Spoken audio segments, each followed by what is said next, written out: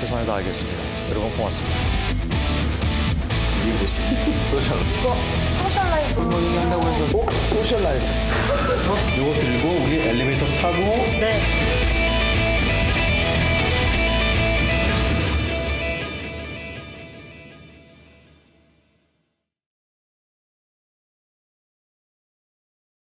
주로 탄핵 과정의 거짓 주장을 검증한 사례를 해외 매체들이 매우 궁금해했고요.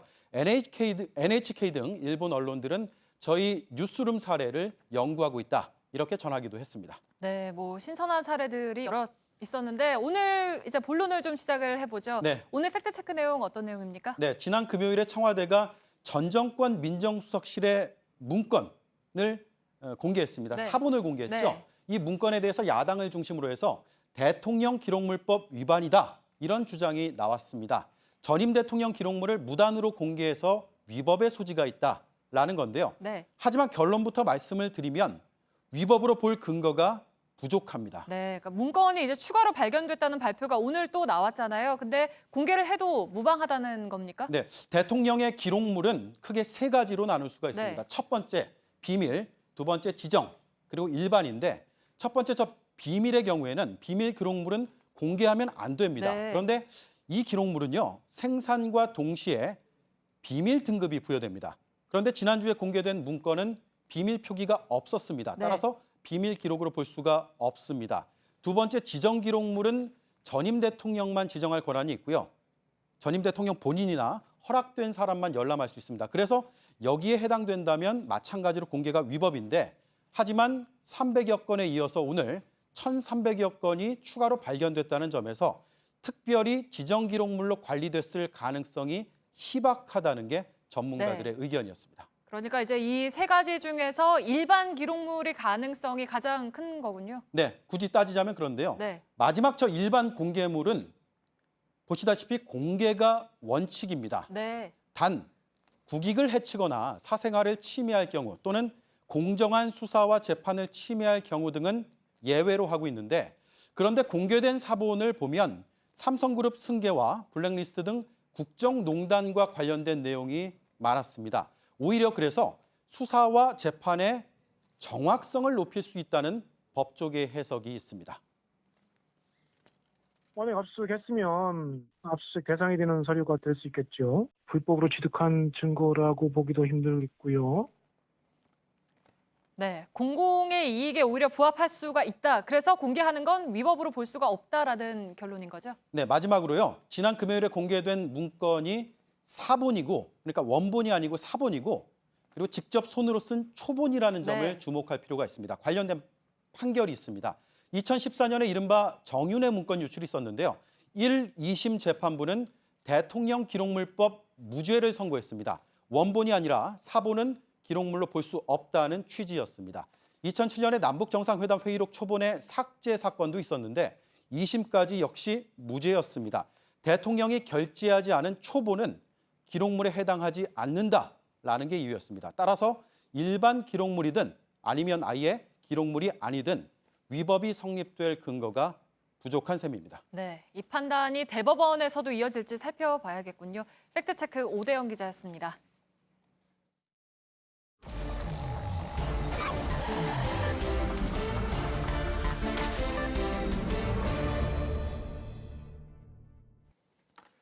비하인드 뉴스 시작하겠습니다. 박성태 기자가 나와 있습니다. 어서 오세요. 예. 첫 번째 키워드를 열죠. 첫 번째 키워드는 침대는 고민입니다. 입니다. 광고 문구 같기도 하고 왜 고민입니까? 예, 박근혜 전 대통령이 쓰던 침대가 지금도 청와대에 있는데요. 청와대에서는 그런가요? 청와대에는 이 침대가 처치 곤란하다고 합니다. 오늘 청와대 관계자는 한 기자와 만나서 예산으로 샀으니까 내용 연수가 정해졌지만 전직 대통령이 직접 쓴 침대이기 때문에 다른 사람이 쓰기도 그렇다고 팔기도 부적절하다라고 고민을 털어놨습니다. 예. 조달청 고시에 따르면 침대 내용 연수는 9년입니다. 최민희 전 의원이 지난 2015년 조달청으로부터 받은 청와대의 침대 구입 자료를 공개한 바가 있는데요. 당시 청와대는 저렇게 3개의 침대를 샀습니다. 2013년 인수위 시절 475만 원에 달하는 침대를 먼저 샀고 예. 한 달도 안 돼서 취임 직후에 669만 7천 원짜리 침대를 구입합니다. 예. 또 몇 달 뒤에 80만 원짜리 침대 이렇게 세 대를 산 바가 있습니다. 예. 근데 갑자기 좀 궁금증이 생기는 게요. 예. 그러면 박근혜 전 대통령이 청와대에 들어갔을 때 이명박 전 대통령 내외가 쓰던 침대는 그럼 어떻게 했습니까? 거기까지는 확인을 아, 못했습니다. 모르겠습니다. 알겠습니다. 만약 청와대 예산으로 샀다면 내용 예. 연수가 있으니까 어디 있을 수도 있고요. 예. 그렇군요. 예. 내용 연수라는 게 이제 그 몇 년까지 쓸 수 있다. 예. 그다음엔 처분할 수 있다 뭐 이런 건가 보죠? 그렇습니다. 9년이면 9년까지 써야 되고 안 그러면 망실 처분을 해야 됩니다. 예. 그럼 그 침대들은 계속 뭐 9년 채울 때까지 누군가 쓰든가 아니면 어디 박혀 있든가 뭐 그런 상황인가 보죠? 전임 대통령 침대들은? 원칙대로 따진다면 만약 이명박 전 대통령이 침대를 밖으로 가져간다면 예. 사야 됩니다. 아, 당시에 그렇군요. 장부 가격 대비 사서 가져가야 되는데 아, 예. 그것은 확인은 안 됐습니다. 예. 예. 뭐 기왕이면 나중에 그것도 확인을 한번 해보죠.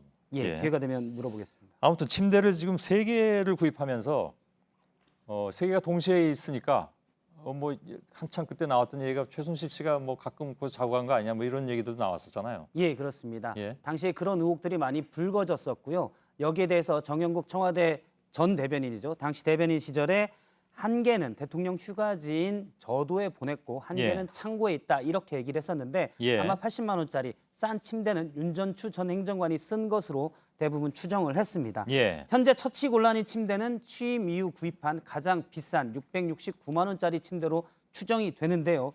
수입 가구인데 바로 저겁니다. 수입 가구 브랜드인데 예.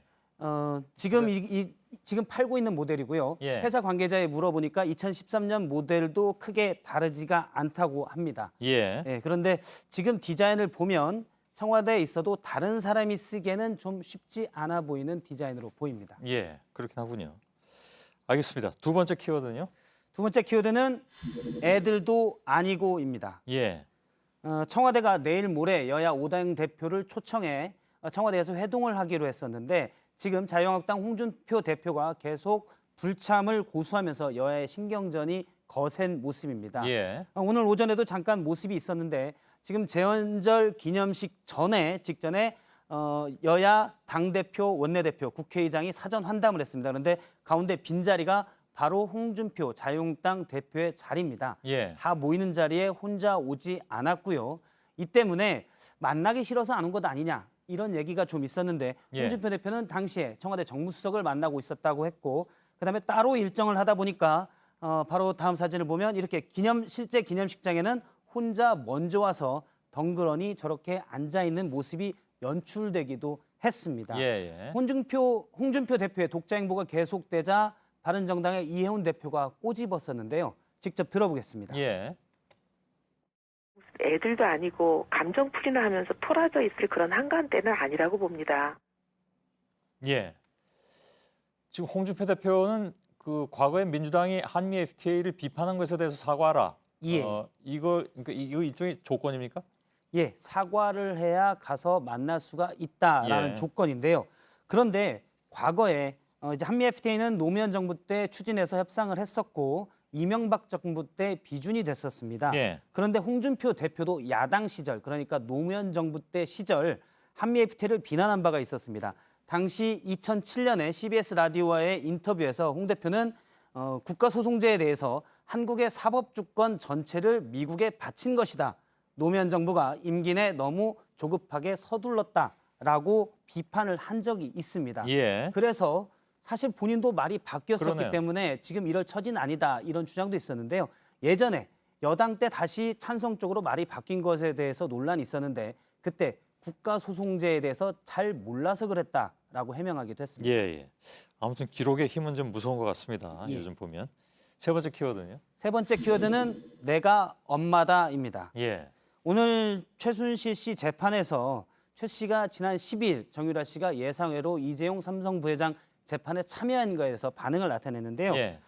당시 오늘 재판에서는 이런 얘기를 했습니다. 아무리 제가 구치소에 있어도 엄마 입장이 있는데 정유라 씨가 새벽 2시에 나가 어떻게 했는지 특검에서 밝혀야 한다고 했습니다. 예. 당시에 CCTV를 보면 정유라 씨가 새벽 2시에 나가서 한 승용차에 탄 CCTV 기록이 확인이 됐는데 예. 이 승용차는 특검에서 제공을 한 것이다라고 하는 건데요.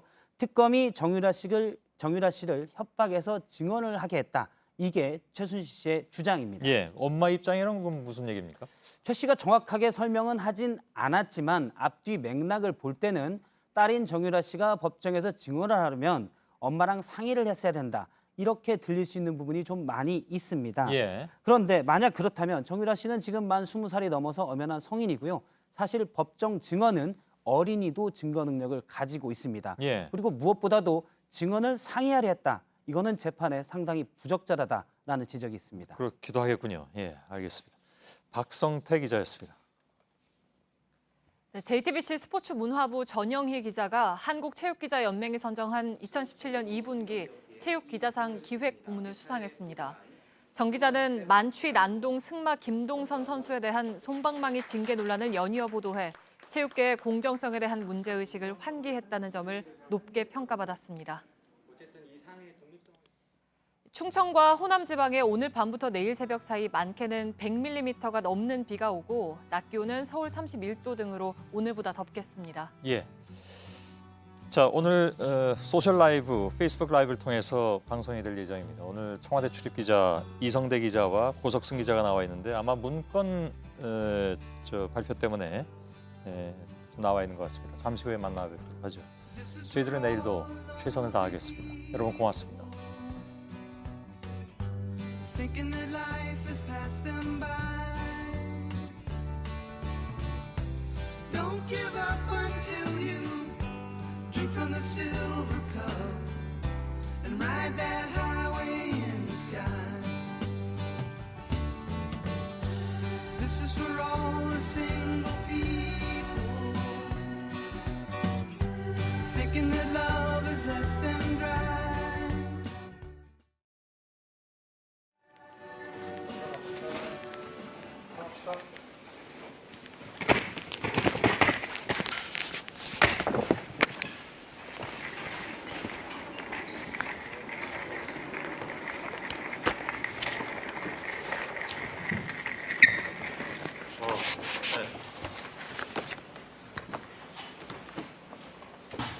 마이크 좀 주면서 얘기를 하죠.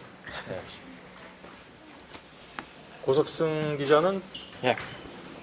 청와대 출입을 지난주부터 했던가요? 예, 맞습니다. 아, 예. 그러면 우리 청와대 출입 기자가 한 사람 늘어난 건가요? 예, 한 명 순증했습니다. 아, 그래요? 예. 네, 오늘 어떤 얘기를 하죠?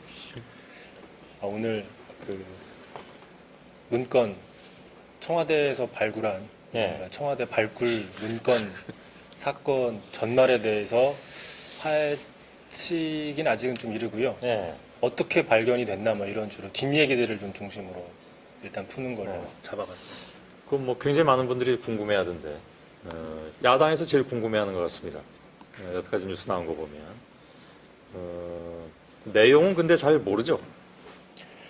일단 그게 지금 내용이 일단 재판 중이라서 상당히 청와대 측에서도 어디까지 이야기를 해야 되는지 얘기를 했을 때 이게 뭔가 대통령 기록물이나 재판들 때문에 법을 좀 왔다 갔다 하는 것들에 대한 판단들이 있어서 좀 그렇습니다. 네. 자, 저는 여기까지. 그리고 안나경 앵커에게 마이크를 넘겨드리고 네. 가겠습니다. 네, 고맙습니다. 자, 예, 수고하세요.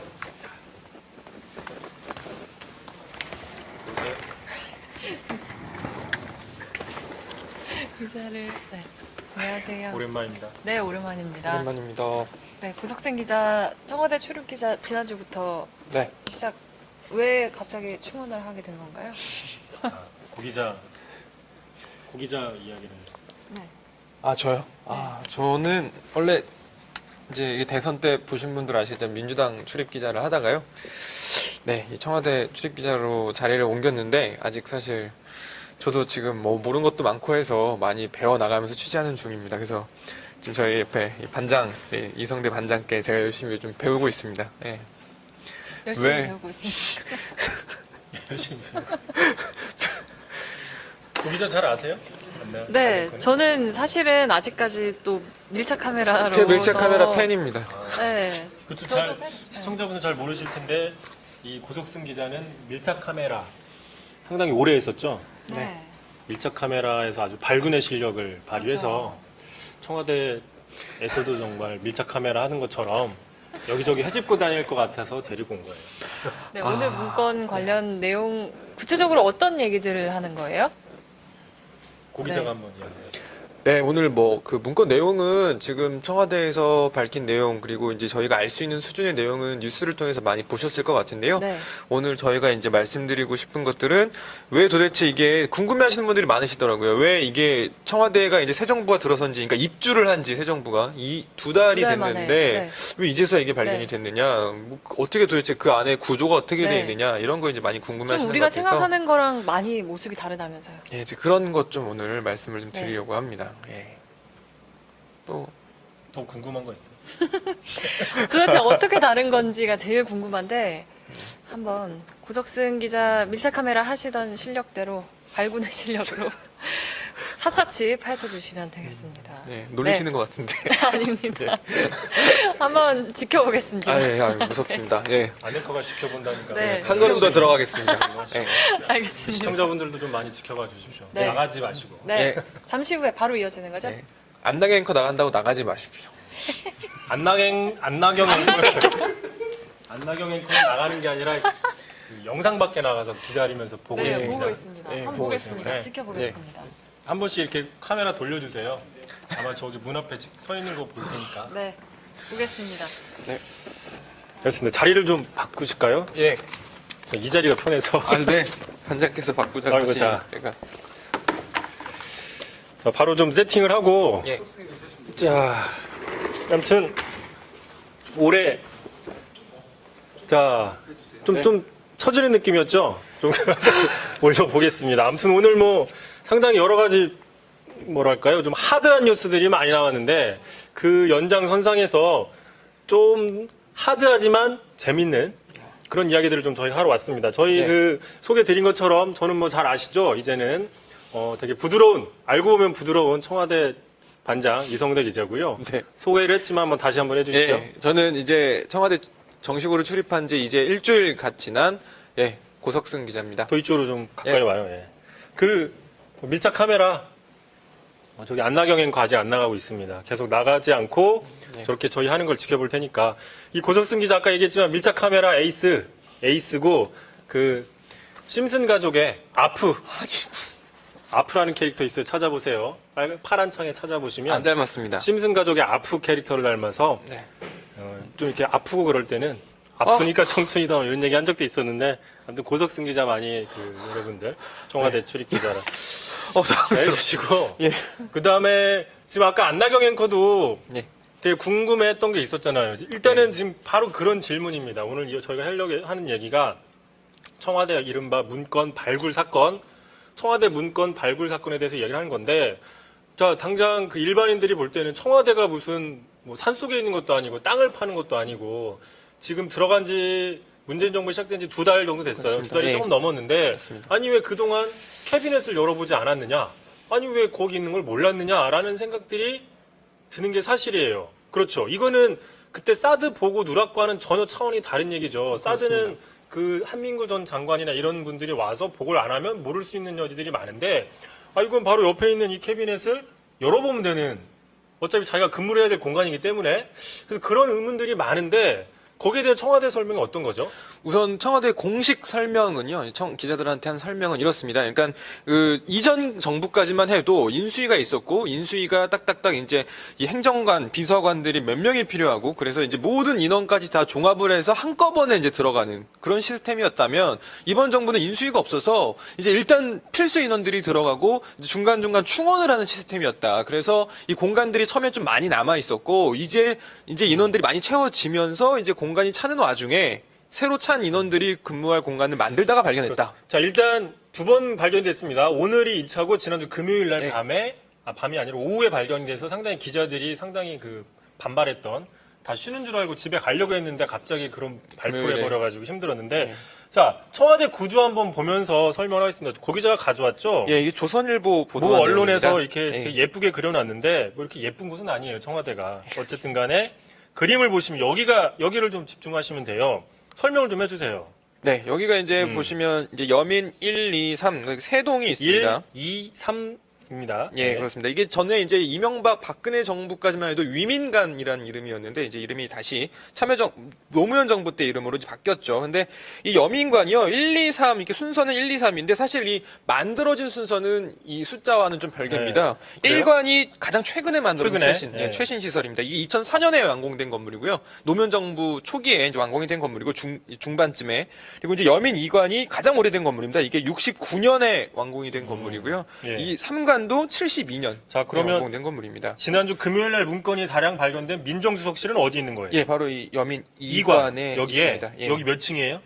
여기 층수는 제가 정확하게 파악 못했는데 알아보겠습니다. 아무튼 여기 예. 여민 2관에 있는 민정수석실 이게 예전의 예. 건물 네. 낡아서 뭐 쥐도 나온다 네. 뭐 그런 건물이잖아요. 이 두 예. 가지가 예. 여기서 나왔다는 건데 이렇게 보시면은 뭐 좀 딴 얘기긴 한데 되게 숲이 예쁘게 나왔는데 뭐 비밀의 숲 같은 느낌도 네. 나고 뭐 우리 경쟁 드라마 예. 저는 참고로 품위 있는 그녀 봅니다. 그 시간에 아무튼 시간은 네, 알겠습니다.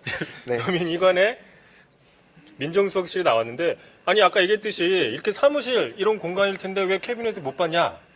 그러니까 그 이 민정수석실 안에 들어가면 어떻게 생긴 거예요 구조가? 일단 들어가 보셨어요? 물론 이게 뭐 저희 반장은 잘 알고 이제 있는 내용인데 사실은 기자들이 지금 청와대 이 여민관이 출입을 할 수가 없는 상황입니다. 다른 출입처 같은 경우에는 기자들이 취재도 하고 이렇게 좀 왔다 갔다 하면서 이제 할 수 있는데 이 청와대란 특수성 때문에 저희가 마음대로 출입은 못 하고요. 그래서 들어가 본 기자는 제가 알기로는 거의 없는 것으로 알고 있습니다. 이 안에는. 근데 어쨌든 간에 설명, 네. 관계자들의 설명을 통해서 설명을 그렇죠. 해보면 그러니까 민정수석실 이번에 발견된 구조가 왜 어떻게 생겼기 때문에 이제 발견됐다는 거예요. 그러니까 쉽게 얘기하면 이 사실은 먼저 보여드릴 게 아까 비밀의 숲 저희 반장이 이제 말씀을 여러분께 드렸는데 비밀의 숲 저희가 장면을 조금 잠깐 따왔습니다. 이게 이제 아 이거 직접 보여주려고요 남의 거를? 잠깐 이렇게 슬쩍슬쩍 이게 이제 비밀의 숲에 이제 민정수석실로 추정이 되는 그런 수석 비서관실 그림인데요. 이거는 저기 조국 수석이나 민정수석실 관계자들한테 검증을 받아야 되는 부분인데 예. 어쨌든 근데 이렇게 정말 화려하게 나와 있는데요. 사실은요. 이렇게 생기지 않았다. 그렇죠. 이게 예. 저희가 청와대 관계자들 얘기를 오늘 좀 여러 저기에서 들어보니까 이런 모습에 가깝다기보다는 경찰서 형사과, 그것도 아주 오래된 경찰서의 형사과 건물을 생각하면 된다 이렇게 이야기를 하더라고요. 그러니까 과장실, 그러니까 민정수석 비서관실만 별도로 이렇게 조그마한 공간이 있고 나머지 각 비서관들과 행정관들은 그냥 한데 모여서 우리가 흔히 파티션이라고 하죠. 유리로 된 파티션으로 유리로 된 구분만 파티션. 해놓고 근무를 한다. 그러니까 이렇게 얘기를 하더라고요. 보시면 시청자 여러분들이 보시면 이렇게 깔끔한 만약에 이런 민정수석실이나 민정수석 그 행정관들이 사는 근무하는 공간이 이렇게 깔끔하다면 예를 들어 이런 구석에 캐비넷을 놨다면 이거를 열어보고 싶겠습니까? 안 열어보고 싶겠습니까? 열어보고 싶죠. 당연히 저거 왜 저기 있지라고 진작 치웠거나 아니면 뭔가 열어서 정리를 했겠죠.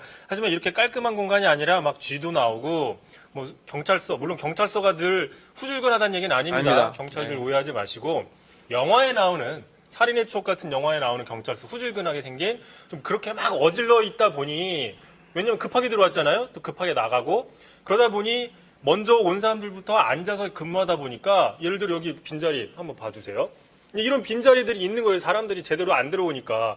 근데 저기 빈자리를 치울 수 있는 시간적 여지가 없다는 게 없었다는 청와대 거죠. 설명인 거죠. 왜냐하면 예. 당장 오늘부터 계속 일을 해야 되고 국정 업무가 돌아가야 되기 때문에 그러다 보니까 이제 한 사람이 찾고 또 누가 들어오고 근데 자리를 내줘야 되니까 책상 정리도 하고 그러다가 7월 3일 날 그 어느 공간 그 구석에서 캐비넷이 발견됐다는 건데 이 캐비넷 여러분들이 생각하면 당장 저도 처음에는 이렇게 좀 키높이의 캐비넷으로 생각을 했는데 그게 아니라 그 책상 밑에 이렇게 넣는 정도의 그런 작은 서랍 같은 캐비넷이 있죠. 이렇게 해석이 됩니다. 왜냐하면은 그 청와대 박수현 대변인이나 관계자들이 설명을 할 때 책상 서랍을 열었더니 그 뒤에 떨어져 있는 문건들이 있었다.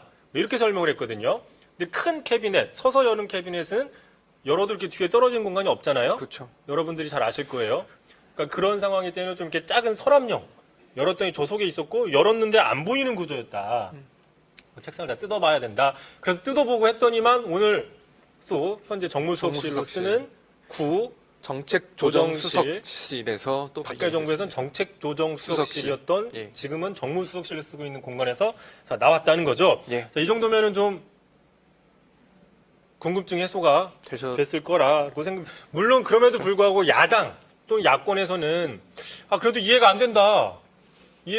이거 미리 뭔가 이전 정부 사람한테 받아놓고 또는 어떤 식으로든 이 자료를 가지고 있다가 이걸 공개하는 타이밍을 본 거다. 또 만약에 이 자료를 어딘가 받았다고 얘기를 못하니 뭐 그런 식으로 청소를 하다가 뒤늦게 발견했다. 이런 식으로 얘기하는 거 아니냐라는 얘기가 있어요. 그래서 어떻게 생각하세요? 제 의견을 좀 물어보시는 그럼 거죠. 청와대나 아니면 네. 뭐 취재했을 때 어떻게 그러니까 사실 청와대 관계자들도요, 오늘 기자들이 저도 그렇고 이제 이런 질문을 하면 굉장히 스스로 억울해하는 그런 느낌이었습니다. 모습이었습니다. 그러니까 이게 우리가 정말 뭐 일부러 숨겨놨던 게 아니라 정말 우리도 처음에 뭐라고 얘기했냐면, 그러니까 이게 전 정권에서 남기고 간 게 없기 때문에 우리가 뭐라도 막 하려고 찾아보던 와중에 그렇게 이제 나온 것도 있고, 그래서 이제 조금 나왔는데 이제 그 이번에 아주 크게 나온 이 두 건 같은 경우에는 정말 순수하게 자기네들이 이제 공간을 새로 찾다 보니 나온 거고, 오늘은 이제 추가로 조사를 하다 나왔다, 이렇게 아주 정리를 자, 지금 했습니다. 뭐 그 얘기는 이따 또 다시 하겠지만 네. 전수조사를 내일까지 하기로 했습니다. 그래서 내일까지 하기로 했는데 지금 분위기가 내일 나오면 나오는 대로 계속 하겠다는 거죠. 예. 발표를 하겠다. 오늘도 원래는 뭐 아무 얘기가 없었어요. 물어보니까 뭐가 있냐? 아무것도 없다 하다가 갑자기 했죠. 그래서 약간 지금 기자들이 왜 기자들을 속이는 건 아니지만 너무 골탕 먹이는 거 아니냐라는 느낌인데, 뭐 청와대는 또 그건 아니다. 어쨌든 해명을 하고 있는데 내일도 아마 나올 가능성이 농하다라고 보고요. 만약에 내일 나오면 또 내일 저희는 뉴스룸에서 보도를 하고, 제가 참고로 이 여민관 1, 2, 3동 얘기 나오니까 생각나는 얘기가 있어요. 지금 보시면 자, 여기 제일 그나마 새로 지은 곳에 지금 3층에 문재인 대통령이 집무실 쓰고 있잖아요. 네. 그 이전 정부 때는, 박근혜 정부 때는 저 여기 기와집, 말 그대로 청와대 본관에서 혼자 이렇게 근무를 했는데, 문재인 대통령은 여민 1관, 여기 여민 1관 3층에 집무실을 뺐단 말이에요. 그래서 제가 이거 좀 약간 다른 얘기인데, 그 청와대 이 근무하는 어떤 관계자한테 예전에 점심을 먹으면서 들은 이야기가 있어요. 여기서 이제 보시면 2층, 1층이 다 정무수석실도 있고 비서실장실도 있잖아요. 네. 오늘 문건 여기서 발견된 거죠. 네.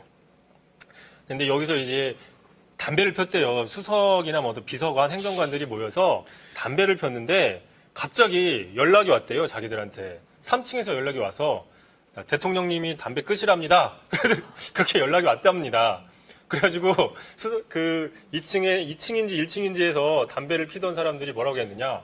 아니 뭐 여기가 아파트도 아니고 무슨 베란다에서 담배 못 피게 하는 거냐.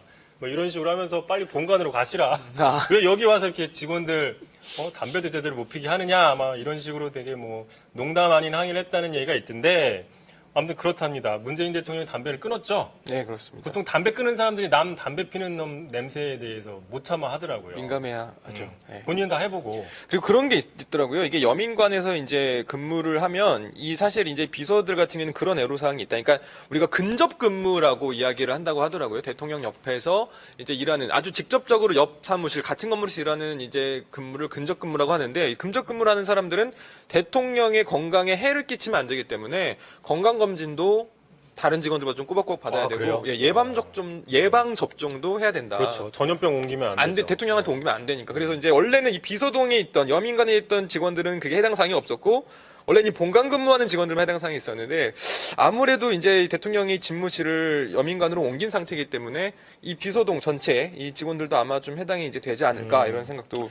듭니다. 자, 아무튼 이건 뭐 이렇게 비밀의 숲은 아니고 네. 좀 품이 있는 그녀가 더 재밌다는 거 한 번 더 말씀을 드리고, 그 말씀 나온 김에 지금 저희가 정권 초기에 5월 초에 아마 기억하시는 분들도 계시겠지만, 정권 초기에 저희가 박근혜 정부가 인수인계를 거의 안 했다, 깡통 인수인계했다, 이런 보도를 저희가 집중적으로 한 적이 있습니다. 단독 기사도 많이 쓰고, 그때 나왔던 얘기가 뭐 청와대도 공식 인정을 했었죠. A4 뭐 몇 장 분량밖에 넘겨준 게 없다. 그래서 아니 이렇게 많은 이른바 뭐라고 할까요? 국정농단 노다지 이런 다량 문건들이 있음에도 불구하고 왜 그때 인수인계를 못 받았다고 얘기했냐, 뭐 약간 뭐 그렇게 얘기하는 사람도 있지만, 어쨌든 그 시절에 공식적으로 문서를 인수인계 못 받았다 그러면서 주로 컴퓨터만 봤어요. 컴퓨터만 보고 왜 인수인계를 못 받았냐라고 저희가 취재했을 때 뭐라고 얘기했느냐.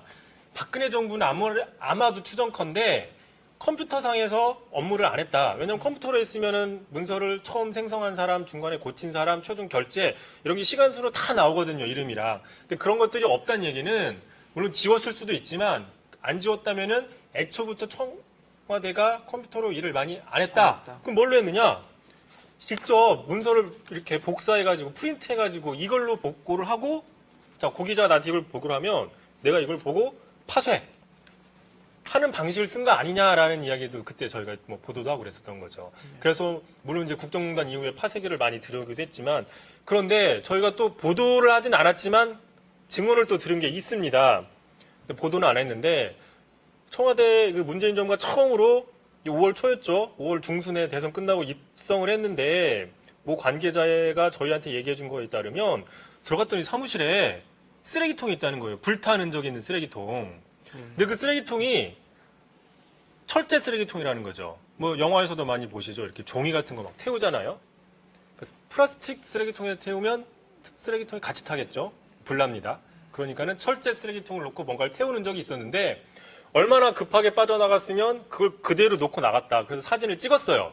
그래서 저희한테 줬어요.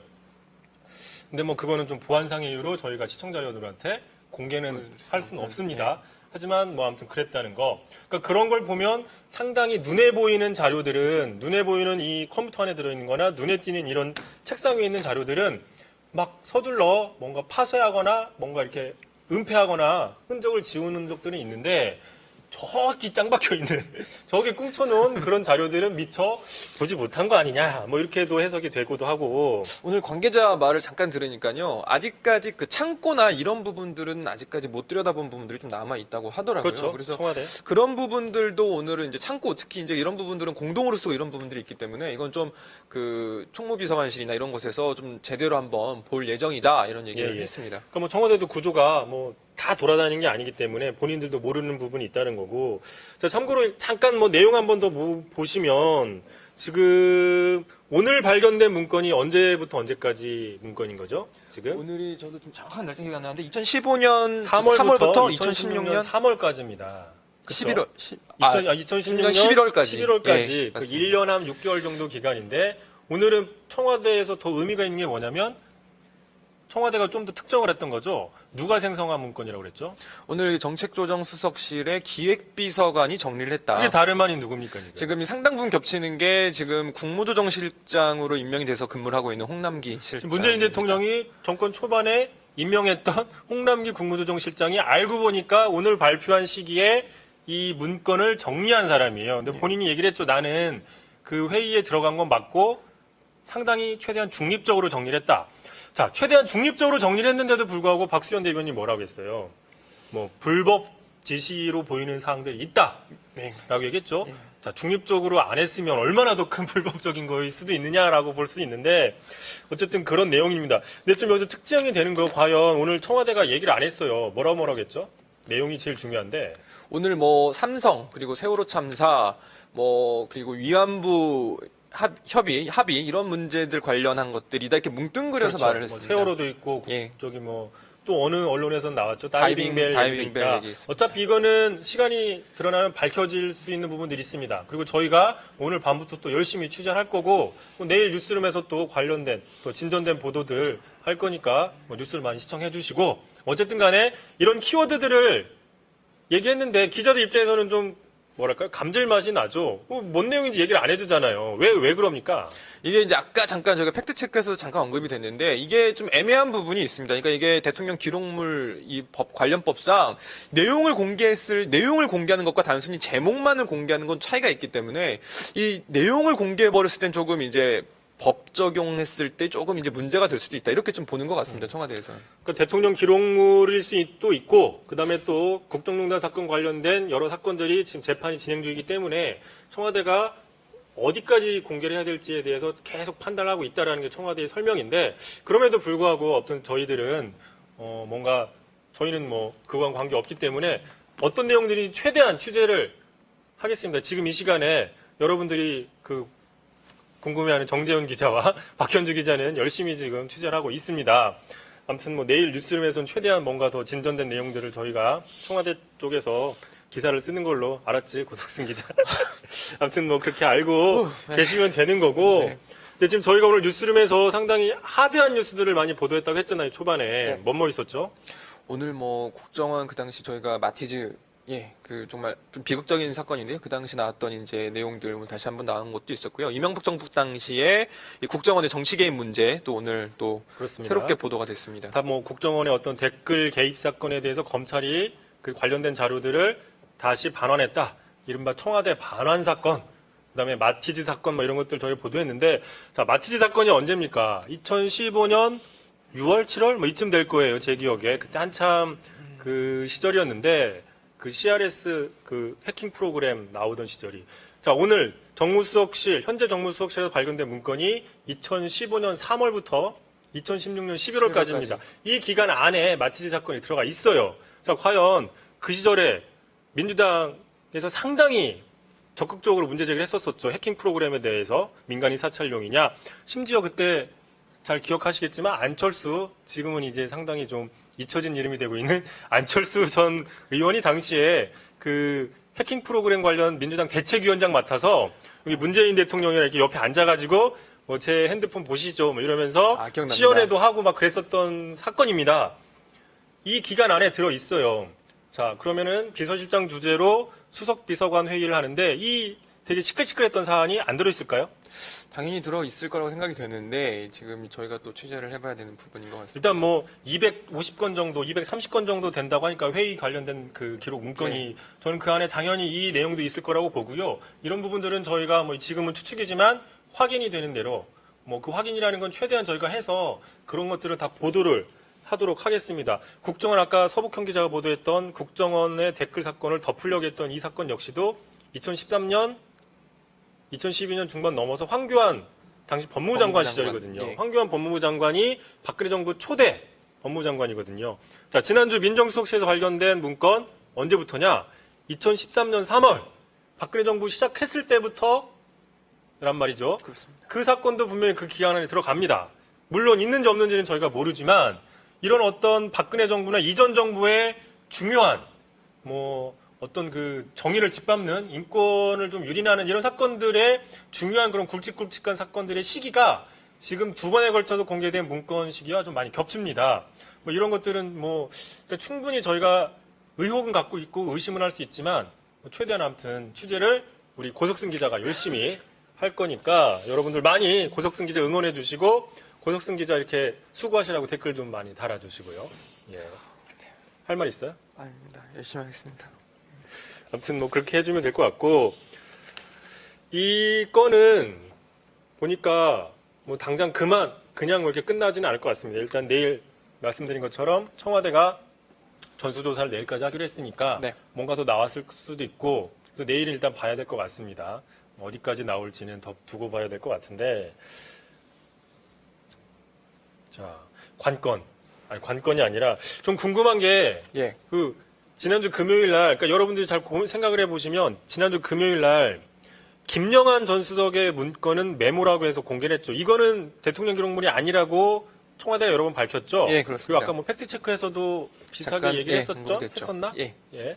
근데 같이 공개된 삼성 메모는 내용은 공개했지만 문건을 안 보여줬어요. 예. 왜 그랬나요? 왜 그랬는지 취재를 했어요, 고 기자? 예. 그게 이제 뭐래요, 청와대가? 그 메모 같은 경우에는 이제 앞서 말씀드린 것처럼 이제 메모는 완성된 생산이 완료된 문건이 아니기 때문에 대통령 기록물에 아예 해당이 안 된다. 그래서 아예 메모 자체를 공개한 건데 이번에 이 삼성 관련 내용은 이게 자필로 써 있긴 하나 정리가 된 그런 멘트 그 부분이어서 그건 이제 공개를 제가 대통령 기록물법에 조금 영향이 좀 있다 이렇게 제가 뭐 그렇게 그렇습니다. 해석을 할 수도 있고 뭐 예. 정확하게는 청와대 쪽에서도 솔직히 뭐 그거는 그냥 우리 판단이다라고만 얘기를 했습니다. 네. 뭔가 판단이 들어갔겠죠. 근데 아마도 이야기를 하는 게 뭐냐면 지금 삼성과 김영한 전 수석 메모 같은 경우에는 이미 김영한 비망록이 공개가 돼 있는 상황이잖아요.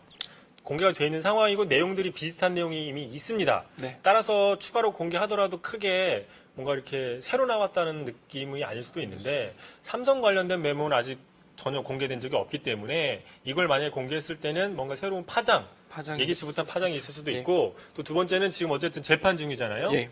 관련된 재판이 직접적으로 진행되기 때문에 말 그대로 재판에 뭔가 영향을 미치려고 하는 거 아니냐라는 의혹을 받을 수 있어서 뭐 공개를 안 했다라는 게 청와대의 설명이긴 합니다. 물론 공개가 됐으면 저희 기자들이 볼 때는 그 필체나 이런 걸 보면 이게 누구 글씨인지 바로 추적을 할 수 있잖아요.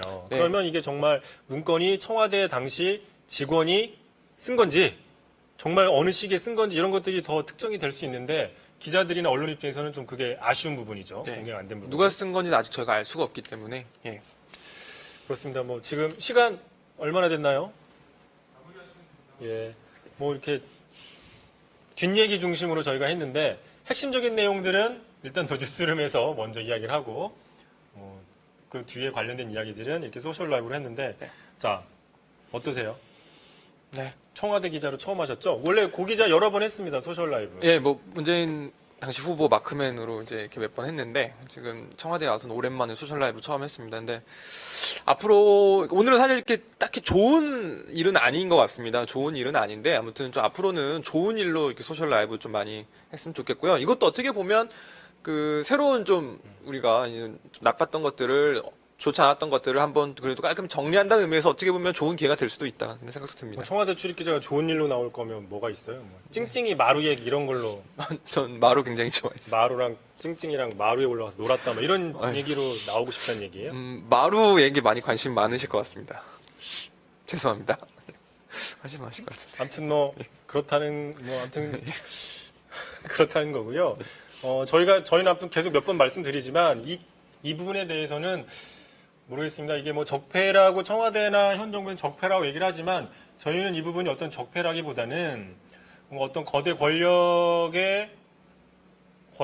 권력이 뭔가 권력을 이용해 가지고 또 인권이나 정의나 이런 것들을 좀 그 비정상적으로 만든 그런 사건이지 않나라는 판단이 들고 그래서 당연히 진실 추구하는 언론으로서 최대한 이 문제를 저희가 접근하겠다라는 거고 아마 이 소셜 라이브 보고 있는 청와대 직원들도 많이 있을 거예요.